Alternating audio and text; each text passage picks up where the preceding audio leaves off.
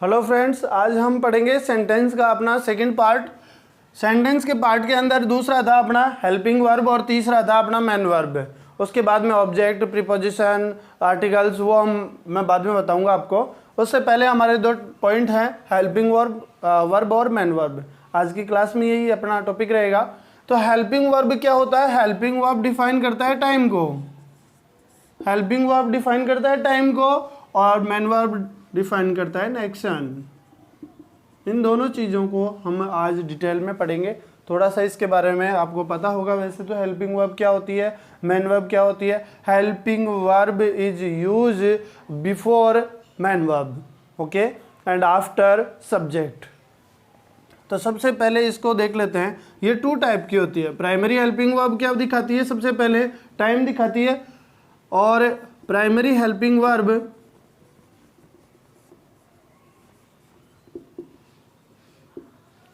अब ये होती क्या है? प्राइमरी हेल्पिंग वर्ब होती क्या है? प्राइमरी हेल्पिंग वर्ब वो सारी हेल्पिंग वर्ब जो प्रेजेंट और पास्ट टाइम को दिखाती है। कौन से टाइम को? प्रेजेंट एंड पास्ट टाइम को दिखाती है। कौन से टाइम को दिखाती है? प्रेजेंट एंड पास्ट टाइम को दिखाती है। ये मेन वर्ब वाला थोड़ी देर बाद में चालू करते हैं, पहले एक बार इसको कंप्लीट कर लेते हैं। यहाँ पे प्रेजेंट एंड पास्ट टाइम दे रखा है। प्रेजेंट टाइम और पास्ट टाइम का मतलब क्या हो गया? प्रेजेंट मतलब जो अभी चल रहा है, पास्ट टाइम जो चला गया। ये दोनों जो टाइम है वो डिफाइन कौन करता है? Primary helping verb. Primary helping verb में कितनी हेल्पिंग वर्ब होती है? तो इसमें 11 हेल्पिंग वर्ब होती है। ये फिक्स है, ये ऐसे नहीं कि सर किसी में क्या आता है किसी में क्या आता है, ये है वो है, ऐसा कुछ नहीं है। प्राइमरी हेल्पिंग वर्ब हमेशा कितनी होती है? 11 होती है। और आपके यहीं से क्वेश्चन आ जाता है, यहीं से क्वेश्चन आना स्टार्ट हो जाता है कि आपको पता होना चाहिए हेल्पिंग वर्ब कौन कौन सी होती है। जैसे इज, इससे पहले आपको फर्स्ट से ही बता देता है। डू, उसके बाद में does, is, am, are, has, have,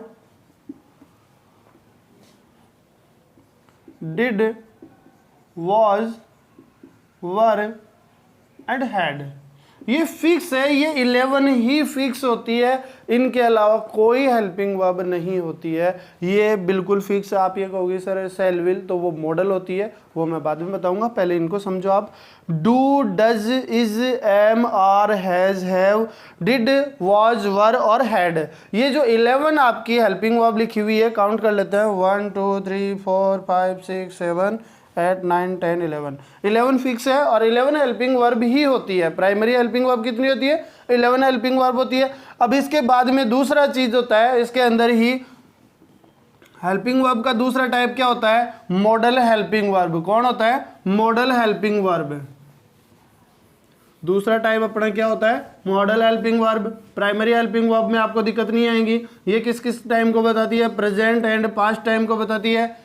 दूसरा आपका model helping verb, model helping verb. अब सर ये क्या बताता है? तो ये जो पॉसिबिलिटीज होती है, फ्यूचर टाइम होता है। कौन से टाइम को बताता है? एक तो फ्यूचर टाइम रह गया अपना, कि हमने बात की किस किस के बारे में? प्रेजेंट एंड पास्ट टाइम के बारे में बात की। तो यहाँ पे तीसरा और रह जाता है फ्यूचर टाइम। फ्यूचर टाइम किस में आता है? मॉडल हेल्पिंग वर्ब में आता है। तीसरी और, क्योंकि फ्यूचर जो होता है वो पॉसिबिलिटीज को बताता है। फ्यूचर हमने कभी देखा नहीं है अपना, कोई अपने को पता नहीं है, कोई और कुछ नहीं है। अगर सबको पता होता तो अपने अपने हिसाब से वो चलते। तो फ्यूचर का कुछ पता नहीं होता है, इसलिए यहाँ पे क्या होता है कि फ्यूचर टाइम जो है वो किसके अंदर? इंग्लिश ग्रामर के अकॉर्डिंग फ्यूचर टाइम हमेशा मॉडल हेल्पिंग वर्ब में ही यूज होता है। ठीक है। उसके बाद में सर मॉडल हेल्पिंग वर्ब्स और क्या काम में आती है? मॉडल हेल्पिंग वर्ब हमेशा पॉसिबिलिटीज, नेसेसिटीज, एबिलिटीज, परमिशन, इन सब चीज़ों के बारे में काम में लिया जाता है। ओके, तो हम देख लेते हैं ये कितनी होती है। ये 13 होती है। मॉडल हेल्पिंग वर्ब कितनी होती है? 13 होती है। सबसे पहले तो आपने शैल विल छोड़ा था ना उधर, तो शैल विल को लिखो। यहाँ पे सबसे पहले हम ले लेंगे शैल। शैल का हो जाएगा शुड। दूसरा आपका दे रखा है will, would, shall, should, will, would, can, could, may, might.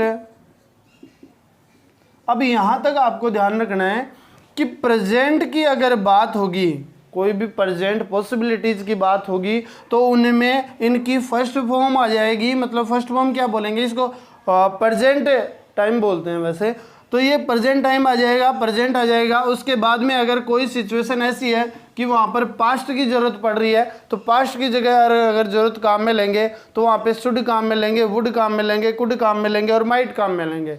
ठीक है। इनके अलावा भी होती है, मस्ट होती है, need not, dare to, used to, and last अपना दे रखा है आउट टू। ये आपकी क्या हो गई, मॉडल हेल्पिंग वर्ब हो गई। कौन कौन होती है इसमें, shall, should, will, would, can, could, may, might, must, need not, dare to, use to, ought to. 13 हो गई क्या, काउंट कर लो इसको। 1 2 3 4 5 6 7 8 9 10 11 12 13। और आपका जो क्वेश्चन होता है वो कई बार ये पूछ लिया जाता है कि हेल्पिंग वर्ब एग्जिट कितनी होती है। तो कितनी होती है, 24 हेल्पिंग वर्ब होती है, वो मैंने आपको बता दी। 11 होती है प्राइमरी हेल्पिंग वर्ब और 13 होती है मॉडल हेल्पिंग वर्ब।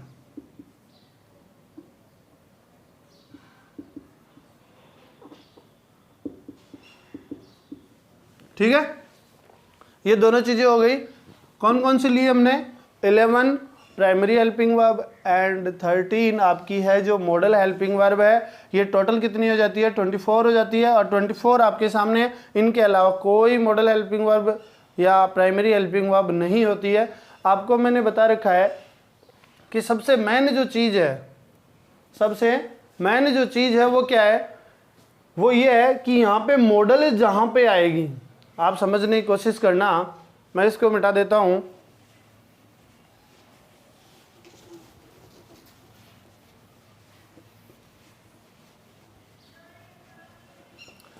जिस जगह पे मॉडल आती है, जिस जगह पे मॉडल हेल्पिंग वर्ब आती है, वहां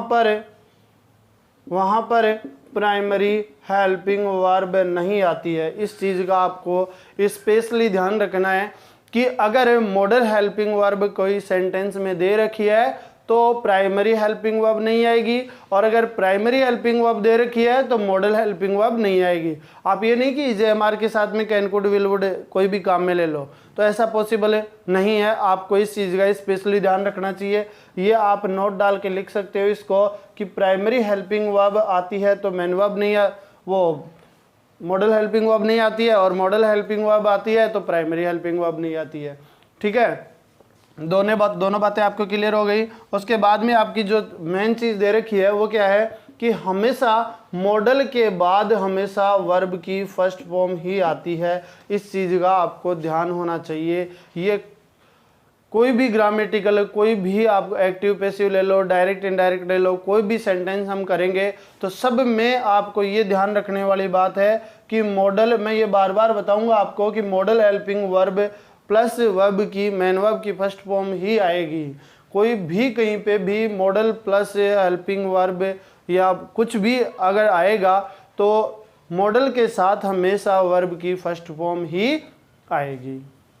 समझ में आ गया आपको। इसके बाद में एक टू होता है, टू प्रीपोजिशन होता है, उसके बाद भी हमेशा वर्ब की फर्स्ट फॉर्म ही आती है। इस चीज़ का भी आपको ध्यान होना चाहिए कि मॉडल के बाद हमेशा वर्ब की फर्स्ट फॉर्म आती है, उसी तरीके से टू के साथ भी हमेशा वर्ब की फर्स्ट फॉर्म आती है। समझ में आ गया। ये दोनों चीज़ें आपकी क्लियर हो चुकी है। अब मैं छोटी छोटी 2-4 चीज़ें हैं जो आपको बता देता हूँ। आपके क्वेश्चन जो मैं बता रहा हूँ वहीं पे आपके सबसे ज़्यादा क्वेश्चन गलत होते हैं। यहाँ पे आपको पता है कि हमेशा मॉडल कभी भी सिंगुलर प्लूरल नहीं होती है। मॉडल कभी भी सिंगुलर प्लूरल नहीं होती है। मॉडल कभी भी सिंगुलर प्लूरल नहीं होती है। मॉडल हमेशा सिंगुलर में भी वही काम में आती है तो प्लूरल में भी वही काम में आती है, कभी चेंज नहीं होती है। दोनों सिचुएशंस में ही मॉडल सेम रहती है। अगर कैन लिखा हुआ है तो दे के साथ भी कैन आएगा, तो यू के साथ भी कैन आएगा, तो आई के साथ भी कैन आएगा, तो ही सी इट के साथ भी कैन ही आएगा। ऐसा नहीं कि आप वहाँ पे कुड लिख दो या और कुछ लिख दो, सेम वहीं पे भी कैन ही आएगा। समझ में आ गया आपको? कोई डाउट इसमें? इससे रिलेटेड कोई डाउट है आपको तो आप कमेंट बॉक्स में इसके बारे में बता सकते हो। अब अपनी जो नेक्स्ट क्लास होएगी वो नेक्स्ट डे रहेगी। ठीक है, थैंक यू।